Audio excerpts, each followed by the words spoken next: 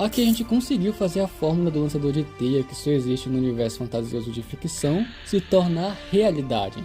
Mas não fazendo do jeito que é mostrado na ficção, longe disso. Porque se você for seguir o que é falado lá, não vai conseguir fazer nada. Já que praticamente nada é mostrado, e quando é citado, é sem base nenhuma. E aqui a gente tenta fazer com elementos, materiais e tudo que existe de verdade, que faz sentido para dar certo e desenvolver.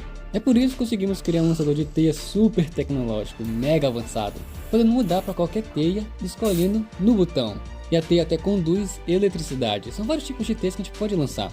Ela tem o efeito de fumaça na composição química, é super resistente, a gente pode puxar coisas e abrir portas com ela. O lançador tem a lanterna aranha, ele acende quando eu ligo o LED e quando eu desligo também. Olha essa tecnologia. A teia é prova de fogo e de água também.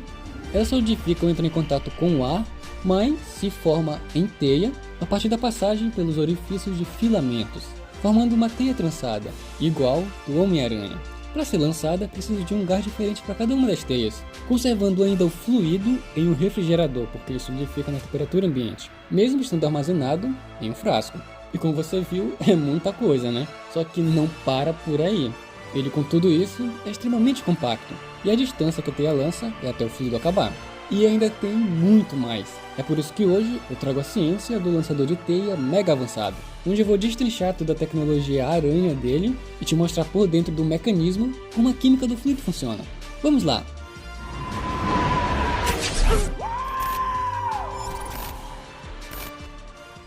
E aí pessoal, aqui é o WebShooter e eu vou te mostrar toda a ciência por trás da versão atual, até esse vídeo, do lançador de teia real, que já é a versão mega avançada, super tecnológica, e cada vez está ficando mais real ainda. Em cada nova evolução que a gente tem, eu sempre explico como funciona a ciência de tudo, e como você viu nessa aqui, tem muita coisa para falar, né? Não é à toa que é o mais próximo possível do lançador de teia do Homem-Aranha na vida real, sendo ainda muito compacto, igual o dele. Eu vou te mostrar como tanta coisa cabe em uma maquininha só. Então, se inscreve no canal. E para saber quando a gente vai se balançar pelas teias, ativa as notificações, porque falta bem pouco. E se você quiser que seja mais rápido, é só se tornar um membro do canal, clicando aí no botão Seja Membro, porque você ainda vai ter benefícios, além de soltar teias. E os vídeos de como fazer o lançador e o fluido de teia também aqui nos cards. O fluido de teia mega complexo. Bom, o começo de tudo é sempre pelo fluido de teia, porque é a partir dele de como vai reagir, como vai solidificar e como vai ser formada a teia. É por ele que a gente cria o sistema inteiro do lançador. São as determinações dele que vão fazer a máquina funcionar. Por exemplo, a fórmula é muito precisa e às vezes se torna até complexa, porque ela solidifica com o ar. Daí, consequentemente, por isso, ela só pode ser guardada em um refrigerador, porque mesmo no frasco, ela solidifica bem rápido. Imagina deixar isso aí aberto. Mas o fluido no estado líquido vira em teia desse jeito. Ao pressurizar com gás, que é o gás de geladeira, que eu uso para que o fluido em estado líquido possa estar no cartucho nesse estado em uma temperatura muito baixa, e eu vim para fora, que tem uma temperatura mais alta, ele possa solidificar, mudando de temperatura e alterando o estado de líquido para sólido, e um piscar de olhos. E a base dela é feita de uma cadeia de resinas, polímeros e solventes, como a água. Daí é a resina que faz formar a textura da teia, e o polímero é o que faz ela ser expandida, para que a resina possa criar a textura, junto com o aspecto que você está vendo aí, de uma teia real. Depois eu coloquei algumas outras resinas, um emulsificante, para que os líquidos que não se misturam possam se misturar, alguns catalisadores, para aumentar a consistência grudenta, para ela conseguir aderir rigidamente e grudar mais forte. Tanto que eu deixei ela cair algumas roupas e a cola dela não saiu totalmente. E isso já faz alguns anos. Já tem qualquer coisa onde a teia gruda ali, ela não sai facilmente. A cola dela ficou bem forte. E mesmo assim, essa cola na hora que a gente lança a teia, ela não é tão grudenta quanto a gente precisava. Isso só para você ver que as coisas são mesmo difíceis. É muito complexo. Por exemplo, é como eu sempre expliquei, quando a gente vai fazer testes de resistência. A força da teia é uma. Já o poder de grudar da cola é outro completamente diferente. Por isso que quando a gente lança, a corda de teia tem que grudar com uma cola bem forte, para que a gente possa puxar sem a cola ali desgrudar, e o fio consiga mostrar a sua resistência. Sem isso, meio que não dá. Mas a resistência dela já é outra que é bem impressionante. Como é o teste de resistência e não do poder da cola da teia, a gente não tem nenhuma alternativa a não ser colar a mão mesmo, uma cola normal. Assim como sempre mostrei aqui pra vocês quando a gente faz o teste de resistência, né? E olha que ela consegue puxar várias coisas pesadas, inclusive esse frasco aqui bem grande de resina pura. É uma resina bem pesada, olha isso.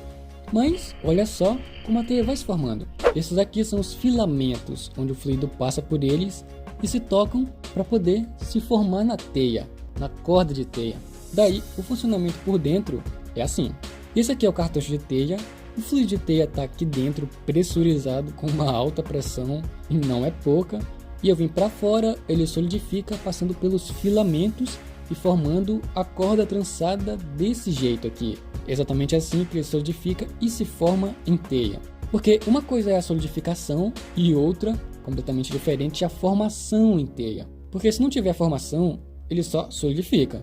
Só viraria uma pedra. O líquido passaria a ser sólido da mesma forma que ele solidifica em formato de pedra no frasco. Se não tiver formação, ele não se forma no fio de teia.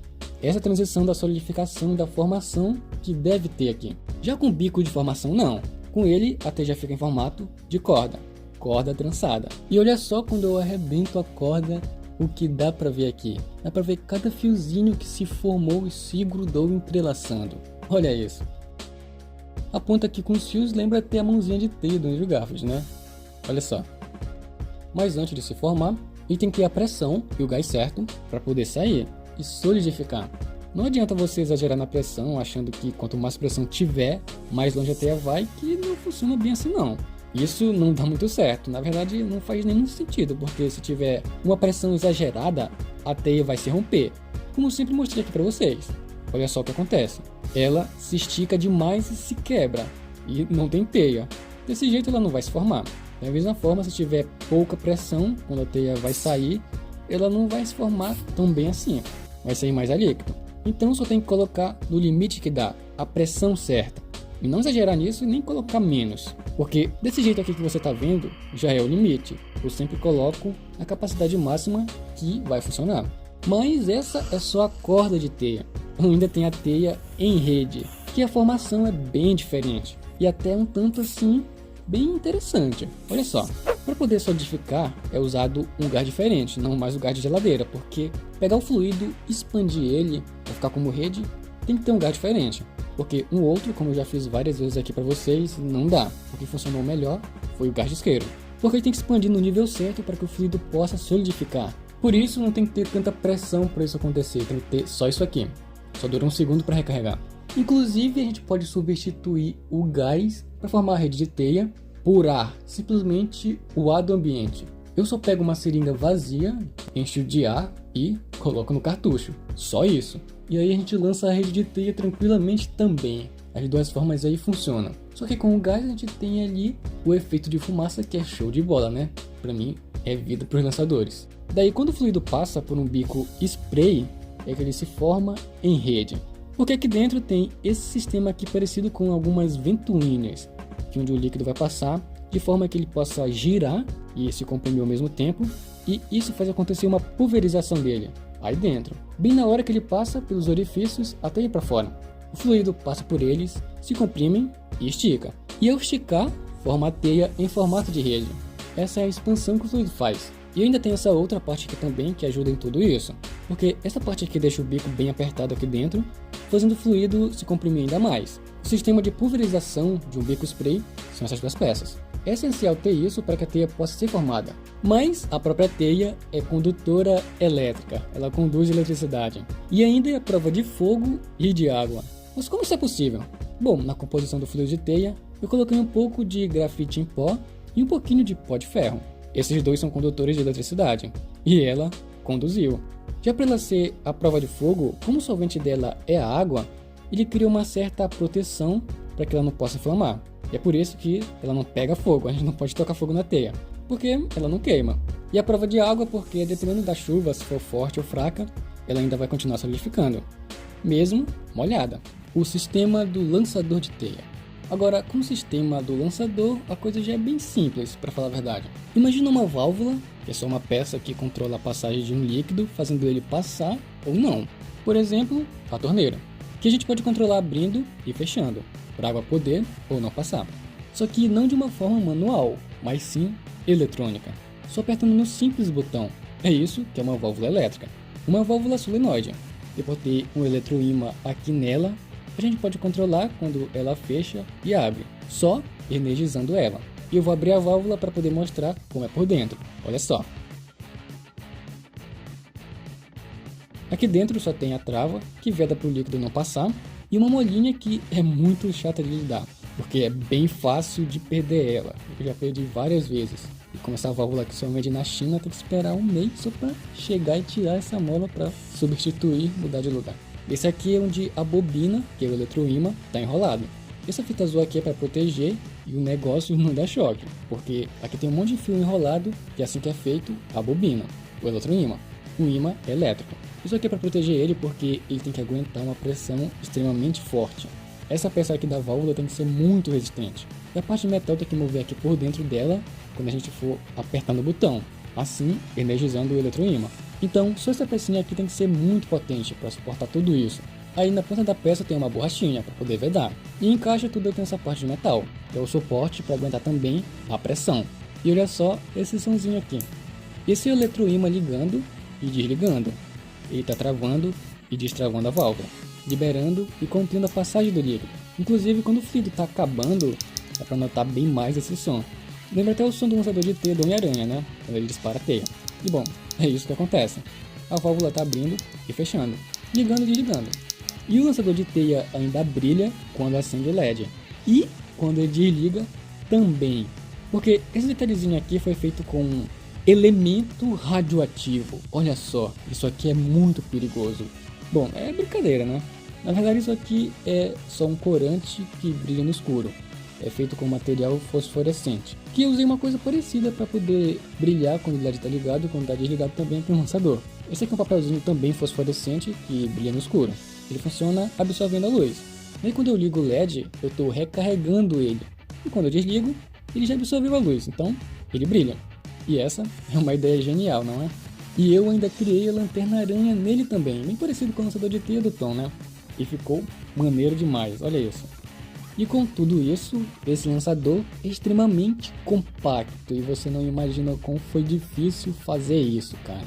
E quantos problemas eu já tive por ele ser desse tamanho. É sério, isso daqui é complexo demais e deu muita dor de cabeça. É a invenção de lança-teias mais pequena que existe. Tudo isso foi feito no menor tamanho possível para que possa funcionar e poder dar certo. Menor que isso não dá, eu já tive muita dor de cabeça para fazer desse tamanho, imagine menor que é impossível de fazer. E uma consequência do compacto é que a gente tem muito pouco disparo de teia. Dependendo da distância, que é o que faz consumir o fluido de teia, a gente só pode dar uns 7 disparos se for numa distância assim, aceitável, pode dizer assim. Nessa distância aqui, desse tamanho aqui de teia. Mas nessa distância aqui, olha só o tamanho, cara, só dá para fazer um disparo, porque olha só como foi longe, olha o tamanho do fio. Daí se a gente disparar um pouco mais, nem que seja muito grande nem muito pequena, só dá uns 3 disparos só. Cara, é bem difícil, isso aqui é a consequência por ser compacto, mas valeu muito a pena. Olha só isso, olha só essa teia, é literalmente a mesma teia do Homem-Aranha. Esse projeto ficou show de bola, sensacional. Mas para você, quais são os melhores lançadores de teia já criados? O Andrew Garfield, por exemplo, já teve 4 lançadores e com certeza você não sabia disso. Mas dá uma conferida nesse vídeo para saber.